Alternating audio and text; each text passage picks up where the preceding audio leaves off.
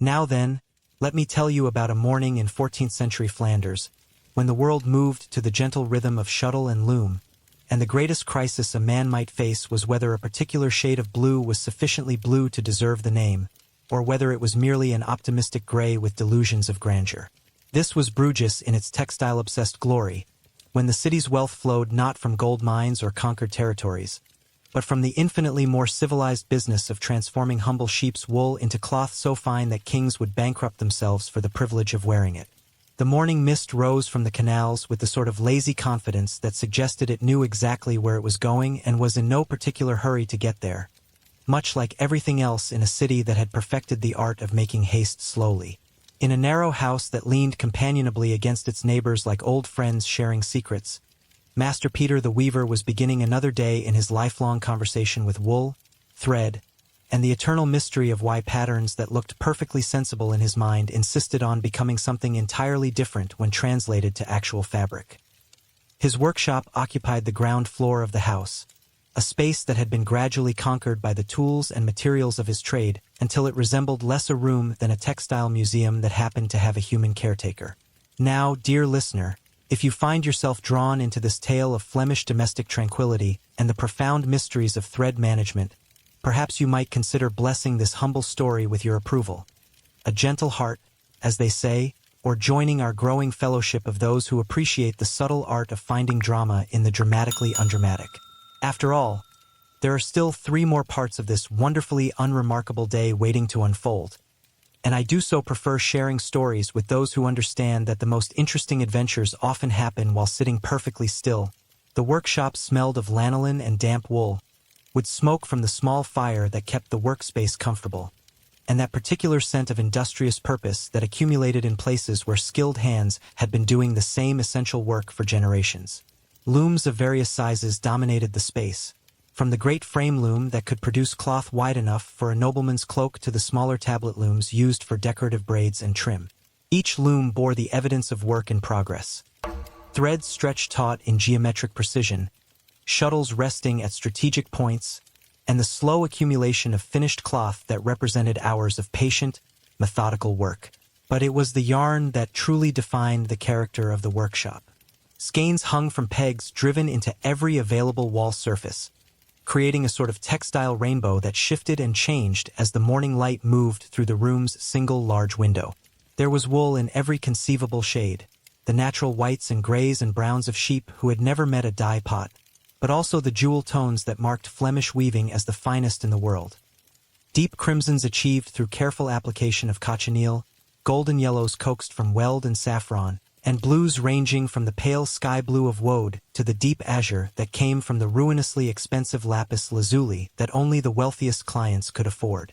Among all these carefully organized materials, a large ginger cat named Guildenstern had established his own domain atop a particularly soft pile of undyed wool. The cat had somehow determined that this specific location provided the optimal combination of warmth, comfort, and strategic positioning for observing the workshop's activities, and he defended this territory with the sort of dignified persistence that had made cats valuable partners in textile workshops throughout Europe.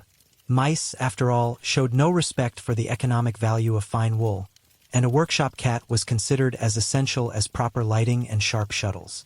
Peter himself was a man of 40-some years whose appearance had been gradually shaped by his profession.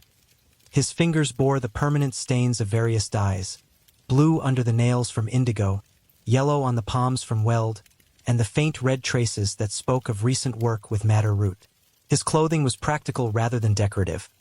A brown wool tunic that could survive the occasional splash of dye, sturdy leather shoes that could withstand the constant walking back and forth between loom and yarn supply, and a leather apron that served as both protection and portable tool storage. The morning's work would begin, as always, with an assessment of projects in progress.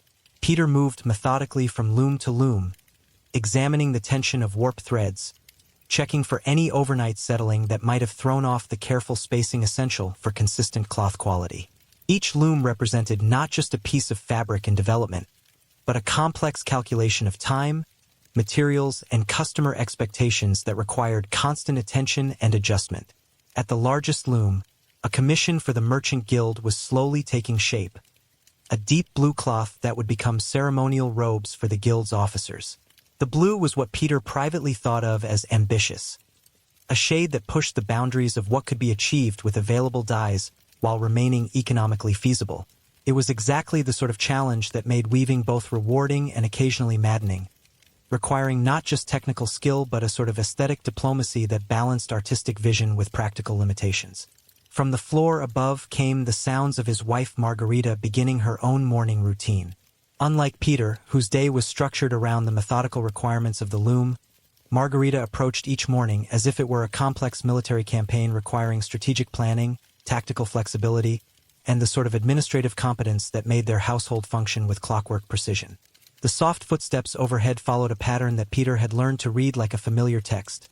First to the kitchen to bank the fire and set water to heat, then to the storage room to assess the day's supply requirements, and finally to the spinning wheel where she would begin the day's production of thread. Margarita was, in the opinion of most people who knew them both, considerably more talented at virtually every aspect of textile production than her husband. Her spinning was more consistent, her eye for color more accurate, and her understanding of market demands more sophisticated. She also possessed the sort of practical intelligence that could solve problems Peter hadn't even realized existed, organize resources he hadn't noticed were disorganized, and maintain relationships with suppliers and customers that formed the actual foundation of their economic success. Peter had long since made peace with this reality, choosing to view Margarita's superior competence as a fortunate circumstance rather than a personal failing. After all, being married to someone who excelled at one's profession simply meant that the household's textile production operated at a higher level than either of them could achieve alone. It was, he reflected, rather like being a moderately competent musician who happened to be married to a virtuoso. The result was better music than either could produce independently. The sound of footsteps on the wooden stairs announced Margarita's descent to the workshop, and Peter prepared for the daily consultation that would determine the day's priorities and approach. Margarita appeared carrying a wooden bowl of porridge and a cup of small beer, breakfast delivered with the sort of efficient consideration that characterized all of her domestic arrangements. "Good morning, husband," she said, setting the bowl on the workbench that served multiple functions as eating surface, yarn storage, and general problem-solving space. "I trust you've had adequate time to contemplate yesterday's color experiments?" This was Margarita's diplomatic way of referring to Peter's ongoing struggle with the blue thread for the guild commission. Yesterday's attempts to achieve the exact shade specified in the contract had resulted in several samples that ranged from nearly blue to optimistically purple, none of which had satisfied the exacting standards that guild officers expected for their ceremonial robes. "I have indeed contemplated," Peter replied, accepting the porridge with gratitude. "And I believe the issue lies not with the dye process itself, but with our interpretation of what Master van der Berg means when he specifies the blue of summer sky at midday. I suspect his midday sky may be several shades different from ours." Margarita examined the samples of blue thread that hung from hooks near the largest loom, her practiced eye evaluating each variation with the sort of systematic attention that made her opinions on textile matters invariably correct. She had what Peter considered an almost supernatural ability to perceive subtle color differences that escaped his notice, despite his years of professional experience. "The problem," she said after a moment's consideration, "is that Master van der Berg is thinking of Italian summer sky, not Flemish summer sky. Italian sky tends toward the deeper azure, while our local sky has more gray undertones. You're achieving exactly the blue he described, but not the blue he's imagining." This observation was typical of Margarita's approach to textile problems. She understood not just the technical aspects of dyeing and weaving, but the cultural and psychological factors that influenced customer satisfaction. It was the sort of insight that transformed a merely competent craftsman into a successful business operator. "So the solution," Peter said, working through the implications of this analysis, "is to produce thread that matches his expectations rather than his specifications." "Precisely. And to do that, you'll need to add just a touch of red to warm the blue and counteract our local gray influence. Not enough to make it purple, but enough to give it that Mediterranean intensity that he's unconsciously expecting." Peter nodded, impressed once again by his wife's ability to diagnose complex problems that had been puzzling him for days. This was why their workshop had developed a reputation for customer satisfaction that extended well beyond Bruges. Margarita's understanding of the relationship between technical execution and client psychology ensured that finished products not only met specifications but exceeded expectations. The porridge was thick and nourishing, flavored with honey and enhanced with dried fruit, that spoke of their workshop's modest prosperity. Peter ate methodically while considering the day's work ahead. The guild commission would require careful attention to achieve the corrected blue, but there were also smaller projects in various stages of completion. A set of household linens for a merchant's daughter's dowry, decorative trim for a cleric's robes, and the ongoing production of everyday cloth that formed the bread-and-butter foundation of their business. Guildenstern stirred from his position atop the wool pile, apparently deciding that the morning's human activities had reached a level worthy of feline attention. The cat executed an elaborate stretch that seemed to involve every muscle in his considerable body, then settled into a sitting position that allowed him to observe the day's work while maintaining easy access to his favored sleeping spot. "I see our woolly supervisor has decided to join us," Margarita observed with affection. Guildenstern had been part of the household for nearly 5 years, originally acquired as a practical necessity for rodent control, but gradually elevated to the status of workshop mascot and unofficial quality control inspector. The cat seemed to possess an intuitive understanding of textile production schedules, reliably appearing whenever complex or delicate work was about to begin. The morning light had strengthened while they talked, and now illuminated the workshop with the clear, steady radiance that Peter valued for color evaluation and detail work. This was the hour when the day's serious production would begin, when theoretical discussions about blue shades and Mediterranean expectations would be translated into the practical work of creating actual thread and cloth. Margarita returned upstairs to her spinning wheel, leaving Peter to begin the careful process of preparing the corrected dye bath for the guild's blue thread.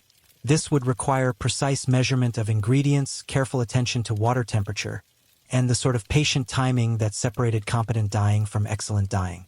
It was exactly the kind of work that had drawn him to the textile trade in the first place. Technical enough to require skill and experience, but creative enough to provide genuine satisfaction when everything came together correctly. The dye pot sat ready on its iron tripod above the small fire that provided both workshop heating and the controlled heat necessary for proper dyeing. Peter began assembling the ingredients for his corrected blue. Indigo for the base color, a small amount of madder root to provide the warming red undertones that Margarita had suggested, and various mordants and additives that would ensure the color took evenly and permanently. As he worked, the familiar rhythm of textile production settled over the workshop like a comfortable blanket. The soft thump of Margarita's spinning wheel from upstairs provided a steady percussion, while Guildenstern's occasional purring added a sort of harmonic counterpoint. Outside, the sounds of Bruges beginning its daily business filtered through the workshop window. Voices in the street, cart wheels on cobblestones, and the distant ringing of church bells marking the progression of the morning. Peter found himself thinking, as he often did during the meditative work of dye preparation, about the peculiar satisfaction that came from transforming raw materials into finished goods through the application of traditional skills. There was something deeply satisfying about the knowledge that the cloth he produced would become clothing, household items, and ceremonial objects that would serve their owners for years or even decades. It was a form of quiet immortality. His work would outlast him, carrying forward the accumulated knowledge and craftsmanship of generations of Flemish weavers. The water in the dye pot had reached the proper temperature, and Peter began the careful process of adding ingredients in the correct sequence and proportions.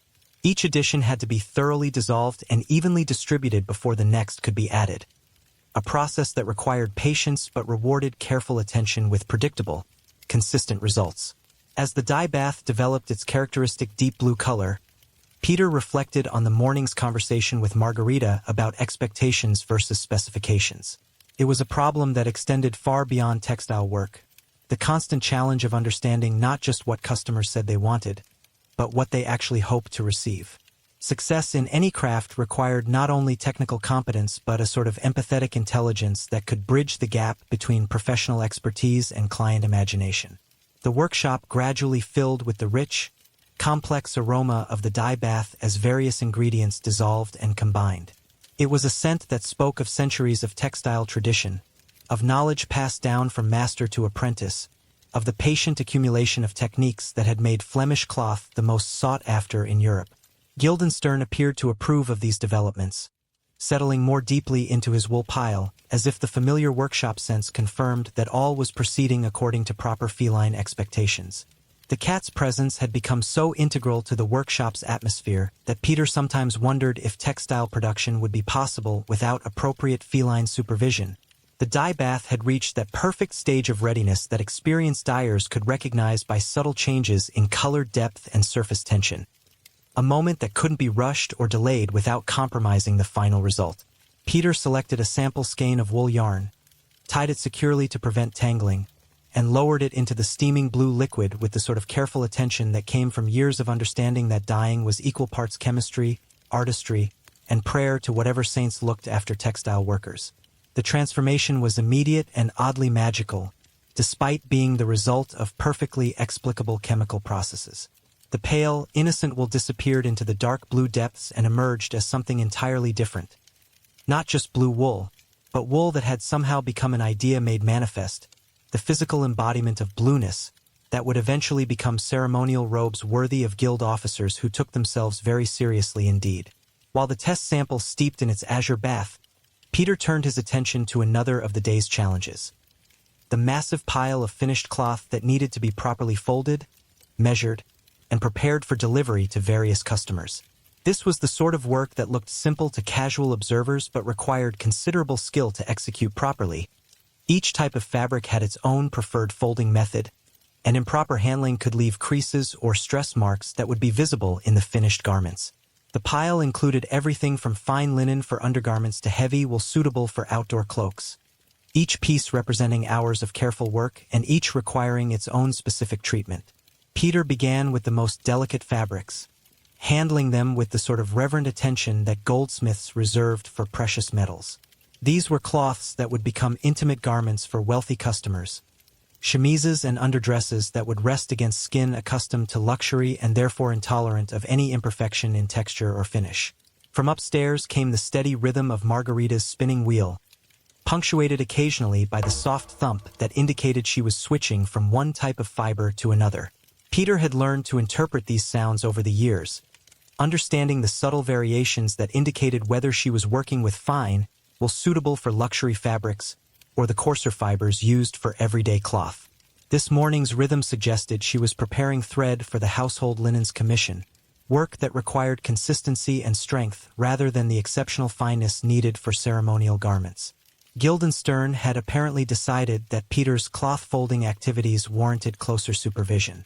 The cat descended from his wool pile with the sort of fluid grace that made it appear as though he were pouring himself rather than simply walking, and took up a position near the workbench where he could observe the proceedings while remaining conveniently positioned to interfere should interference seem advisable. "I suppose you have opinions about proper folding technique?" Peter asked the cat, who responded with a look that suggested such questions were beneath his dignity. Guildenstern had developed, over the years, a comprehensive set of workshop protocols that covered everything from the appropriate human response to feline suggestions to the correct procedure for ensuring that no workspace remained unoccupied by cat for longer than absolutely necessary. The morning light had continued to strengthen, and now revealed details of the workshop that had been hidden in the earlier dimness.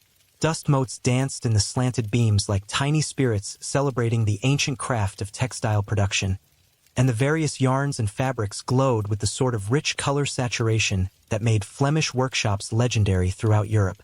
This was the light that had built fortunes and funded cathedrals, the clear, steady illumination that allowed dyers and weavers to achieve color consistency that couldn't be matched in cloudier climates. Peter retrieved his dye sample from the blue bath, holding it up to the window light for evaluation. The color was markedly improved, still recognizably blue, but with the warmer undertones that Margarita had suggested would better match their customers' expectations. It was exactly the sort of subtle modification that separated competent craftsmanship from genuine expertise, the difference between producing what was ordered and producing what was actually wanted. "Margarita," he called upstairs, "I believe your Mediterranean sky theory has proven correct. The sample shows exactly the warmth needed to counteract our local gray influence." The spinning wheel paused, followed by the sound of footsteps crossing the floor above. Margarita appeared at the top of the stairs, wiping her hands on a cloth that showed the telltale signs of recent contact with freshly spun wool. "Let me see," she said, descending to examine the sample.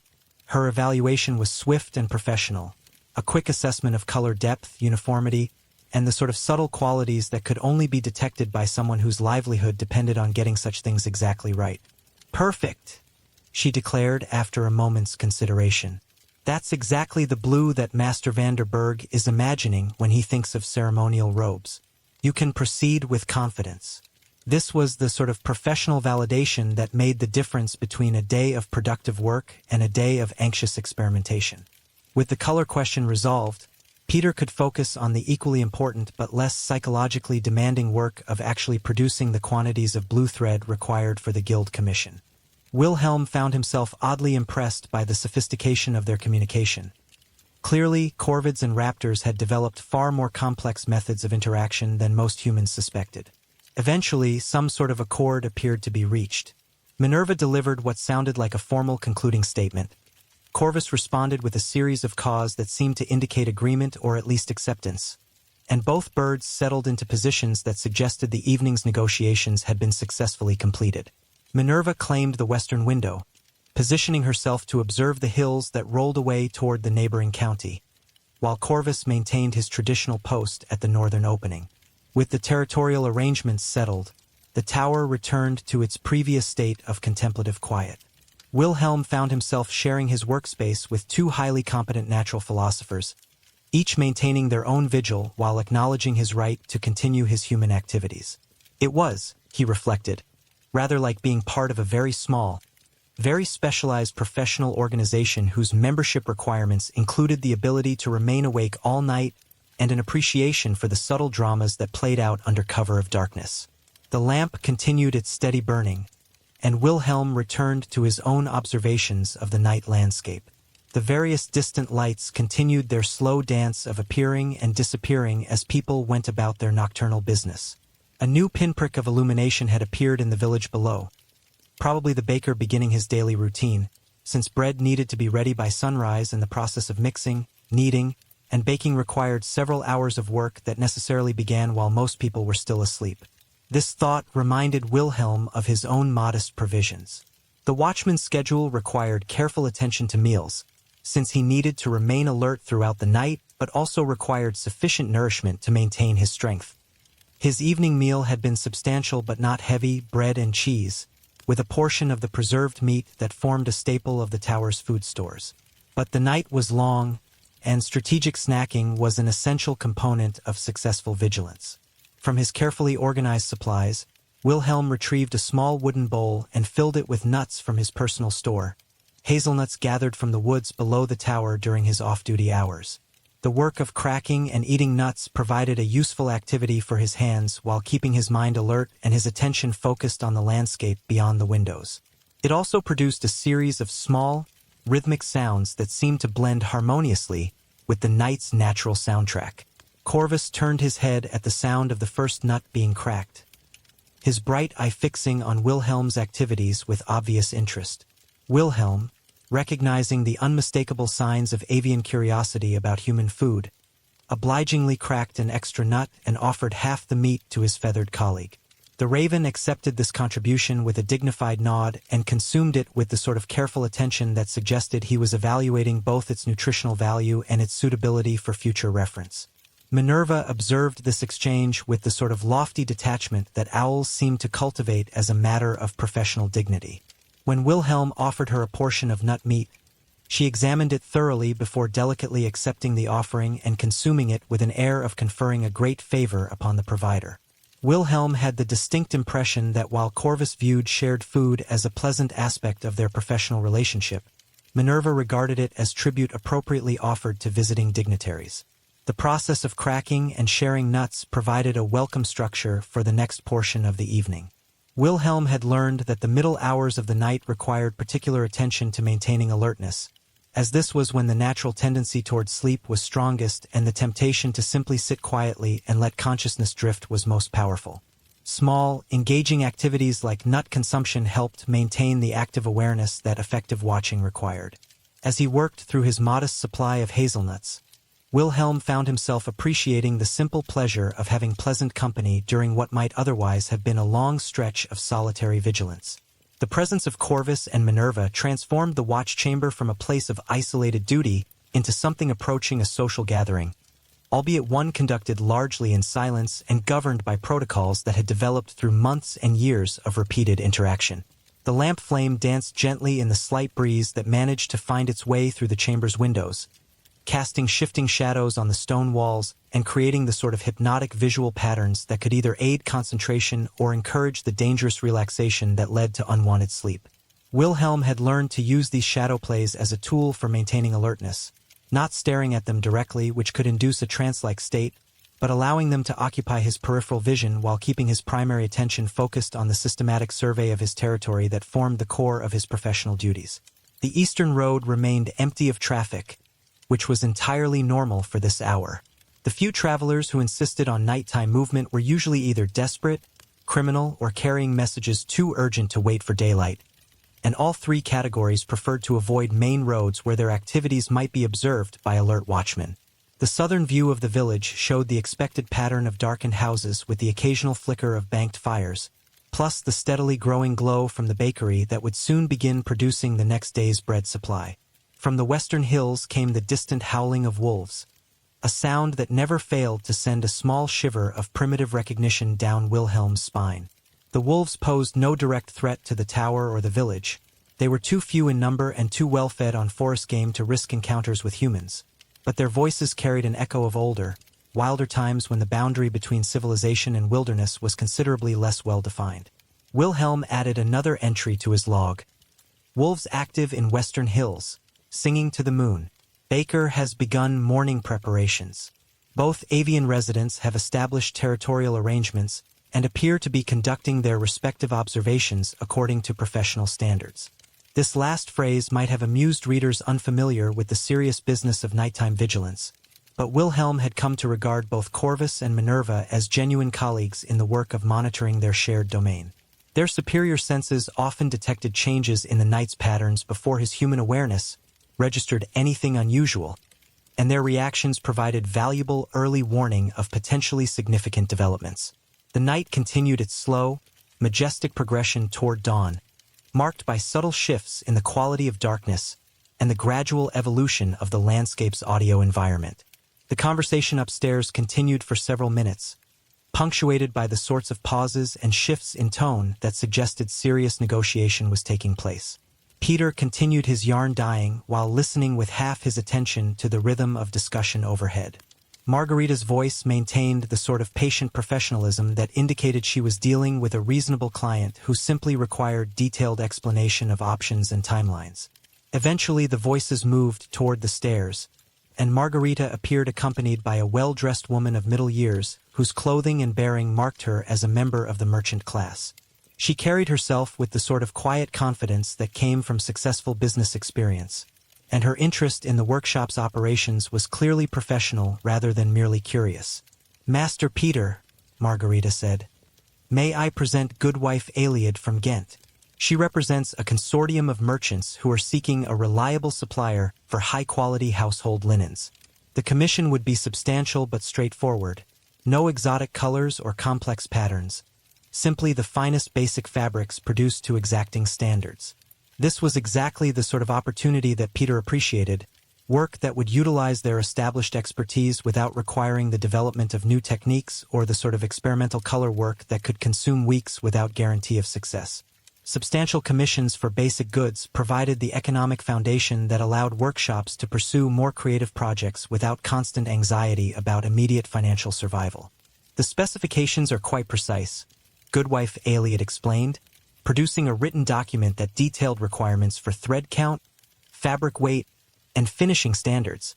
"Our customers have very particular expectations about quality, and we've learned that it's more economical to work with craftsmen who understand excellence than to attempt corrections after delivery."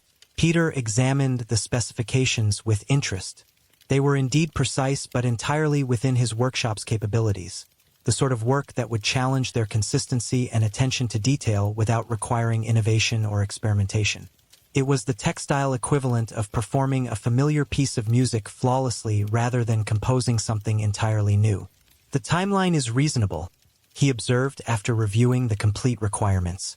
"And the quantities are well within our production capacity. The only consideration is scheduling around our existing commitments, but that should be manageable with proper planning." Guildenstern, who had been observing these proceedings with the sort of alert attention that cats brought to any activity involving new humans in their territory, apparently decided that Goodwife Aliad merited closer inspection. The cat approached the visitor with the sort of dignified curiosity that suggested he was conducting his own professional evaluation of her suitability as a client.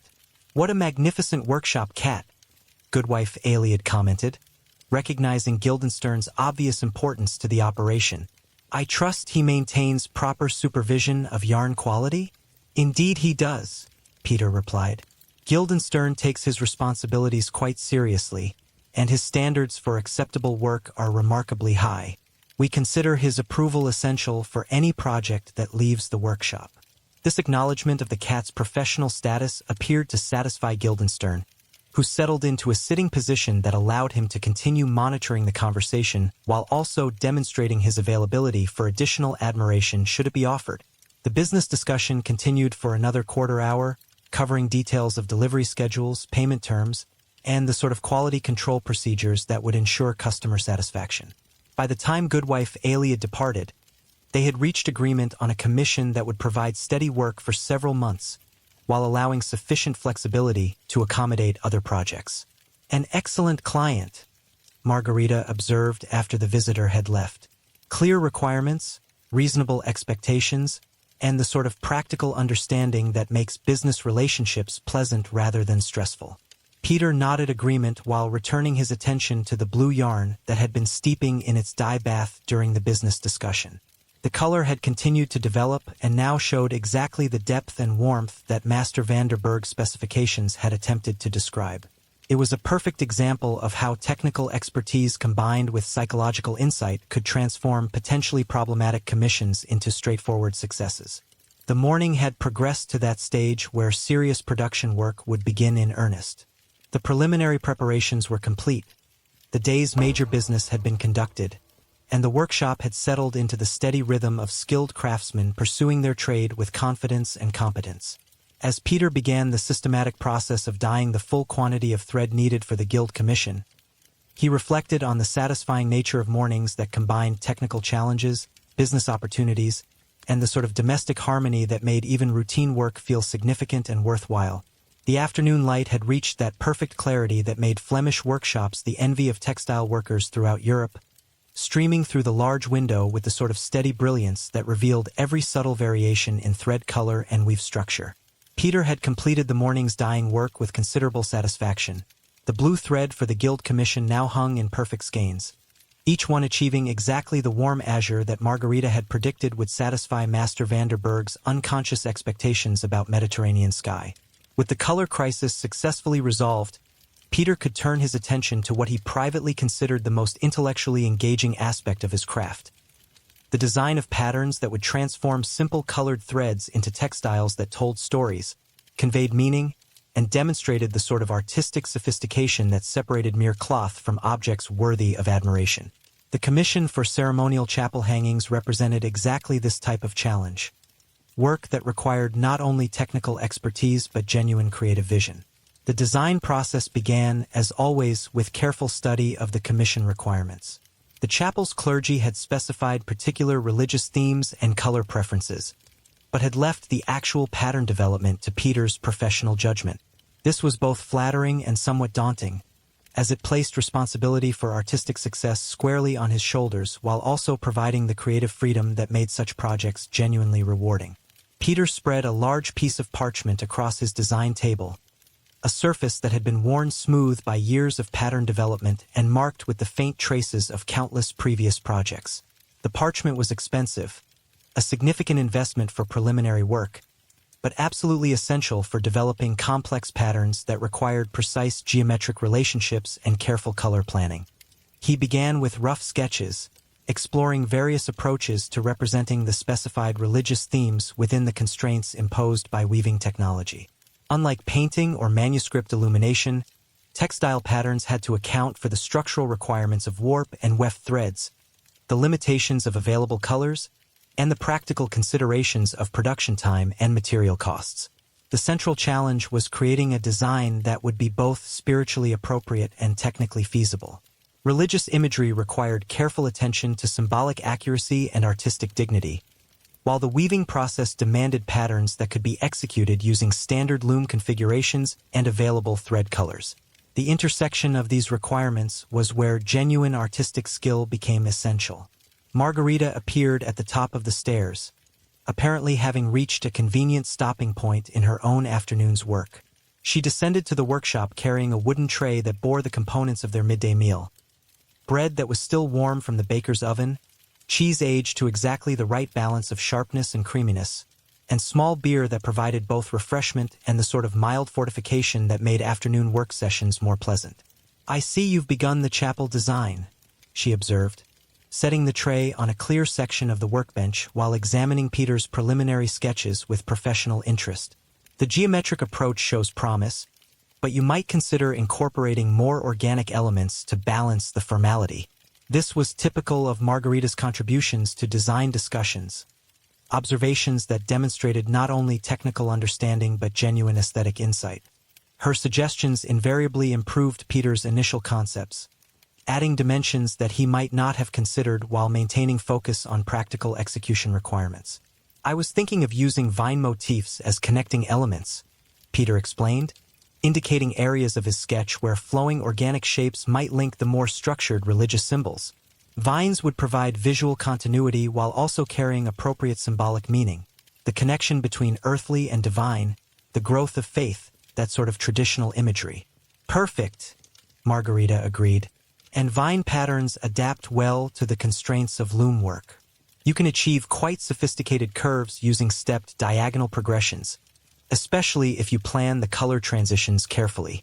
They shared their meal while discussing various approaches to the design challenge, each contributing observations based on their respective areas of expertise.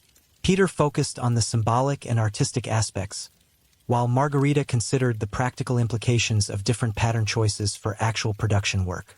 It was the sort of collaboration that had made their workshop's reputation for both beauty and reliability. Guildenstern had apparently decided that design discussions warranted his participation. The cat descended from his wool pile and approached the design table with the sort of purposeful stride that suggested he had important contributions to make to the artistic process. He settled into a position where he could observe the parchment while also remaining available for any breadcrumbs that might require immediate attention. "I suppose you have opinions about religious symbolism in textile design?" Peter asked the cat, who responded with the sort of dignified look that suggested such questions were beneath his considerable intellectual capacity.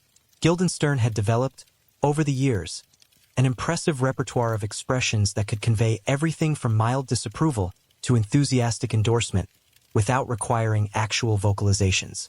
The afternoon's work progressed to the detailed development of specific pattern elements. Each component of the design required careful planning to ensure that it would translate effectively from parchment sketch to actual woven fabric. This process involved constant calculation of thread counts, color relationships, and the sort of geometric precision that made the difference between patterns that worked and patterns that looked impressive on paper but failed when actually implemented. Peter used a set of colored inks to develop his design, each color representing a different thread that would be used in the actual weaving process. The ink colors were carefully matched to available thread colors, ensuring that his design decisions were based on realistic material possibilities rather than purely theoretical color relationships. This attention to practical constraints was one of the factors that separated successful textile designers from artists who created beautiful concepts that couldn't actually be executed. The central motif gradually took shape under Peter's careful attention, a stylized representation of a flowering vine that incorporated traditional religious symbols while maintaining the sort of flowing grace that would make the finished hanging both spiritually appropriate and aesthetically pleasing.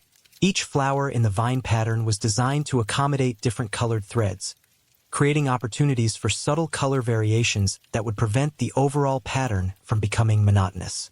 "The flower spacing is excellent," Margarita observed, studying the developing design over Peter's shoulder. "Far enough apart to maintain visual clarity, close enough to create proper rhythm. And the size relationships work well with standard thread weights." This sort of technical validation was essential for complex design work. Pattern elements that looked perfectly proportioned at sketch scale might prove too delicate or too coarse when translated to actual thread dimensions. Margarita's experience with production requirements allowed her to identify potential problems before they became expensive mistakes. As the afternoon progressed, the workshop filled with the gentle sounds of productive domestic industry. From upstairs came the renewed rhythm of Margarita's spinning wheel as she returned to thread production, while downstairs Peter continued his pattern development work. Guildenstern had claimed a position on the design table that allowed him to monitor both activities while also maintaining strategic access to any interesting developments that might occur. The street outside showed the typical afternoon activity of a prosperous textile district. Customers moved between workshops comparing quality and prices. Merchants conducted the sort of complex negotiations that determined what products would be available in markets throughout Northern Europe, and apprentices hurried between establishments carrying samples, messages, and the small but essential items that kept the entire system functioning smoothly. Through the window, Peter could observe Master Dirk the pattern weaver returning from his own midday break, accompanied by his eldest apprentice and carrying what appeared to be a new commission document. Master Dirk specialized in the most complex decorative weaving, creating fabrics with patterns so intricate that they required specialized looms and techniques that took years to master. His workshop handled the sort of prestige commissions that came from royal courts and the wealthiest merchant families. The site reminded Peter of the larger context within which his own work existed. Bruges had become a center of textile excellence precisely because it supported this sort of specialized expertise, workshops that could focus on their particular strengths while collaborating with others to produce finished goods that exceeded what any single craftsman could achieve independently. It was a system that benefited everyone involved while also creating the sort of collective capability that made Flemish textiles legendary throughout the known world.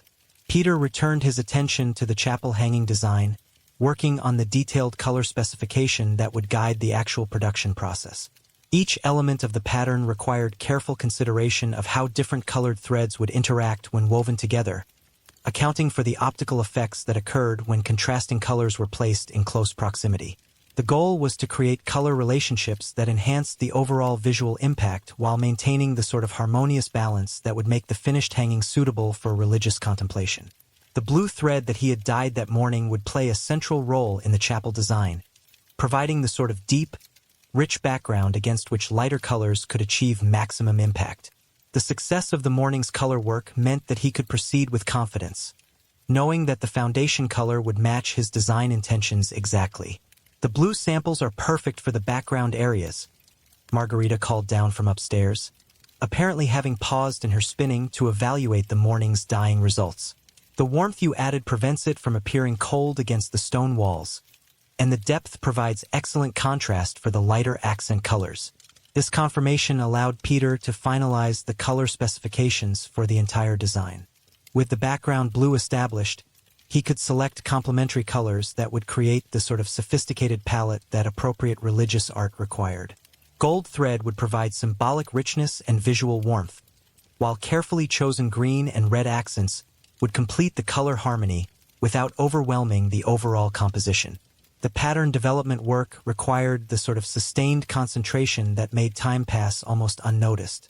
Each decision about line placement, color relationship, and symbolic content built upon previous choices, creating a complex web of artistic and technical considerations that demanded constant attention to both aesthetic impact and practical feasibility. Guildenstern seemed to understand the requirements of design work, maintaining a peaceful presence that provided companionship without distraction. The cat had positioned himself so that he could observe Peter's work while also monitoring the workshop for any developments that might require feline intervention. His occasional purring provided a sort of auditory backdrop that enhanced the meditative quality of detailed pattern work. As the afternoon light began its gradual transition toward evening, Peter reached a satisfying stopping point in the design development. The major pattern elements were established, the color relationships were resolved, and the overall composition achieved the sort of balanced complexity that would make the finished hanging both spiritually meaningful and artistically distinguished. "Excellent progress," Margarita observed, descending once again to examine the completed design work. The vine motifs provide exactly the sort of organic flow that balances the geometric religious symbols, and the color progression creates proper visual rhythm throughout the composition. Peter rolled the design parchment carefully and secured it in the wooden tube where important drawings were stored for protection.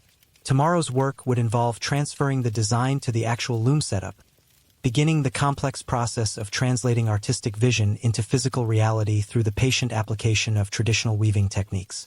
The workshop had settled into the peaceful atmosphere that characterized successful afternoons. Work accomplished, problem solved, and the sort of professional satisfaction that came from advancing complex projects through careful attention to both artistic and technical requirements. Outside, the sounds of Bruges continued their ancient rhythm of commerce and craft, while inside, the timeless conversation between human creativity and material possibility continued its patient unfolding. The late afternoon light had taken on that particular golden quality that textile workers treasured above all others, the warm, slanted illumination that revealed every subtlety of thread color and weave structure while casting the workshop in an atmosphere of productive tranquility. Peter stood before his largest loom, the great frame that would transform his morning's blue thread and afternoon's design work into the actual ceremonial hanging that would grace the chapel walls during religious festivals. Setting up a loom for complex pattern work was perhaps the most crucial phase of any weaving project, requiring the sort of methodical precision that separated master craftsmen from merely competent workers. Each warp thread had to be positioned with mathematical accuracy, tensioned to exactly the right degree, and arranged according to the pattern sequence that would eventually create the intricate religious imagery he had spent the afternoon designing. Peter began with the fundamental task of calculating thread requirements, not merely the total quantity needed, but the precise distribution of colors and the exact sequence in which different threads would need to be positioned on the loom. This calculation required careful reference to his design drawings, combined with the sort of spatial visualization that came only from years of translating two-dimensional patterns into the three-dimensional reality of interlaced threads. The process started with stringing the heddles, the wire loops that would control the up and down movement of individual warp threads during the weaving process. Each heddle had to be threaded in precisely the right sequence, with different colored threads positioned according to the pattern requirements. A single error in heddle threading could propagate throughout the entire fabric, creating distortions that would be visible in the finished work and potentially impossible to correct without starting over completely. Margarita appeared at the foot of the stairs, apparently having completed her own afternoon's spinning work. She carried a wooden basket filled with freshly spun thread, the result of several hours of patient work at her wheel, each skein wound to perfect consistency and ready for immediate use. The quantity and quality of thread she had produced during the day was impressive even by the standards of professional spinners, representing the sort of sustained productivity that came from decades of refined technique. "I see you're beginning the loom setup," she observed, setting down her basket and moving to examine Peter's preliminary thread arrangements. "The heddle sequence looks correct for the vine pattern development. Are you planning to begin with the background blue or start with the central motif areas?" This was exactly the sort of technical question that Peter valued in their collaborative discussions. The order in which different pattern elements were woven could significantly affect both the appearance of the finished fabric and the efficiency of the production process.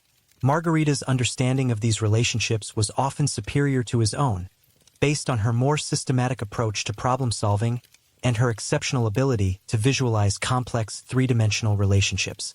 "I was thinking of establishing the background areas first," Peter replied, "to provide a stable foundation for the more detailed vine work, but I'm open to your suggestions if you see advantages to a different approach." Margarita studied the design drawings for a moment, her experienced eye tracing the relationships between different pattern elements and considering the implications of various production sequences. "The background-first approach is sound," she concluded, "but you might consider establishing at least the outline of the central vine motif early in the process. That would give you reference points for maintaining proper proportions as the pattern develops." This suggestion demonstrated exactly the sort of practical wisdom that made Margarita's contributions to complex projects so valuable. Pattern distortions were a constant concern in decorative weaving, as small errors in thread placement could accumulate over time and create noticeable irregularities in the finished fabric. Having established reference points would provide visual guides that could prevent such problems from developing. Guildenstern had apparently decided that loom setup activities warranted his personal supervision. The cat took up a position near the great frame where he could observe the threading process while remaining safely clear of the working area. Over the years, Guildenstern had developed an impressive understanding of workshop safety protocols, seemingly recognizing which activities posed potential hazards to curious cats and which could be monitored from close range without risk. The actual threading process began with the longest and most tedious phase of loom preparation, drawing each individual warp thread through its designated heddle and securing it at the proper tension. This work required constant attention to detail, as each thread had to be positioned precisely according to the pattern requirements while also being maintained at exactly the right tension to ensure consistent fabric quality. Peter worked methodically through the threading sequence, checking each placement against his design drawings and making careful adjustments to ensure that the color progression would create the intended visual effects. The blue thread that he had dyed that morning played a central role in the setup, providing the dominant background color that would unify the entire composition while also serving as a foundation against which the lighter accent colors would achieve maximum impact. As he worked, Peter found himself appreciating once again the profound satisfaction that came from transforming abstract design concepts into the physical reality of properly prepared materials. Each thread that passed through its designated heddle brought the artistic vision one step closer to actual existence, while also representing the accumulated knowledge and traditional techniques that had been passed down through generations of Flemish weavers. The workshop gradually filled with the complex aroma of wool and dyes that characterized textile production, scents that spoke of centuries of craftsmanship and the patient transformation of raw materials into objects of beauty and utility. The blue dye had contributed its own distinctive fragrance to the mixture, adding the sort of metallic undertones that came from the mineral components used to achieve deep, lasting colors. From outside came the familiar sounds of late afternoon commercial activity as Bruges began the gradual transition from working day to evening leisure. Merchants were concluding their daily transactions. Apprentices were cleaning workshops and securing valuable materials, and the overall pace of activity was shifting from the urgent productivity of midday to the more relaxed rhythm of approaching evening. The street sounds provided a comfortable background to the threading work, reminding Peter of the larger community of craftsmen within which his own efforts existed. Each workshop in the textile district was pursuing its own specialized activities, but all were connected by the common goal of maintaining Bruges' reputation for producing the finest cloth available anywhere in Northern Europe. Master Willem the dyer passed by the window, apparently returning from a successful day of his own color work. Judging by the satisfied expression on his face and the collection of sample skeins he carried for client approval. Behind him walked two of his apprentices, their hands showing the telltale stains that marked them as members of the Dyers' Guild, and their conversation focused on the technical details of achieving consistent results with challenging color combinations. The sight reminded Peter of the collaborative nature of textile production, where each specialist contributed essential expertise to the collective enterprise of creating finished goods that exceeded what any individual craftsman could achieve independently. His own weaving work depended on the quality of Margarita's spinning, Master Willem's dyeing expertise, and the contributions of countless other artisans whose skills were essential to the final product. The threading process continued through the late afternoon, each strand carefully positioned according to the design requirements and the accumulated wisdom of traditional techniques. Peter worked with the sort of steady concentration that came from understanding that precision in this preliminary phase would determine the success or failure of all subsequent work. Hasty or careless threading would create problems that would plague the entire project, while properly executed setup work would allow the actual weaving to proceed smoothly and predictably. Margarita moved between her own end-of-day tasks and periodic consultation on the loom setup, offering suggestions and observations that helped refine the threading sequence and ensure optimal results. Her ability to visualize the relationships between thread placement and final fabric appearance was particularly valuable during this phase, when decisions about seemingly minor details would have significant consequences for the finished work. "The color transitions are developing exactly as planned," she observed during one of her inspections.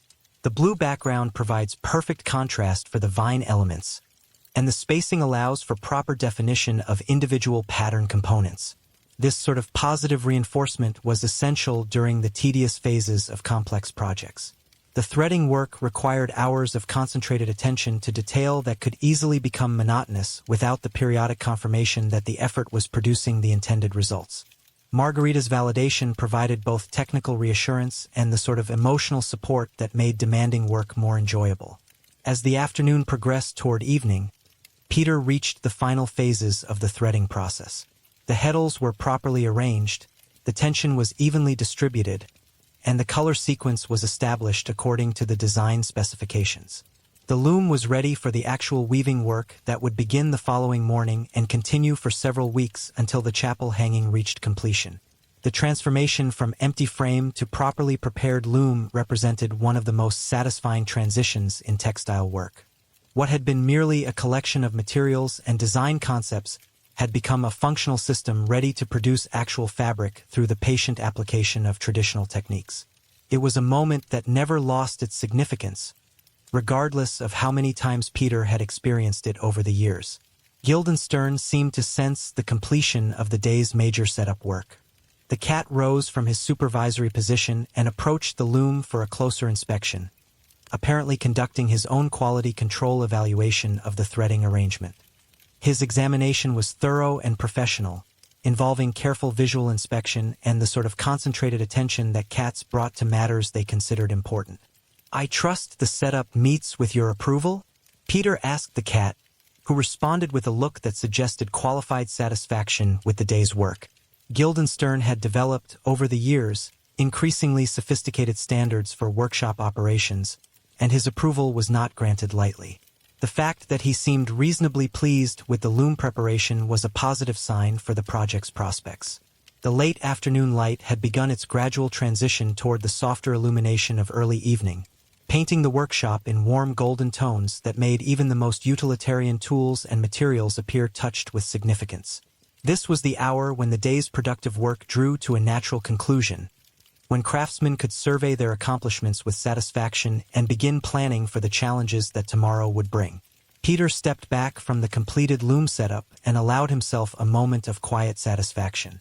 The day had progressed from morning color crisis to successful dye work, from challenging design problems to elegant solutions, and from abstract artistic concepts to the physical reality of a properly prepared loom ready for actual production. It was exactly the sort of comprehensive progress that made the difference between merely keeping busy and genuinely advancing important projects. Margarita joined him in surveying the day's accomplishments, her own expression reflecting the sort of professional satisfaction that came from work done well and problems solved through the application of skill and experience. The workshop showed clear evidence of productive activity: completed thread dyeing, finished design work, and a loom ready for the complex weaving that would occupy much of the coming week.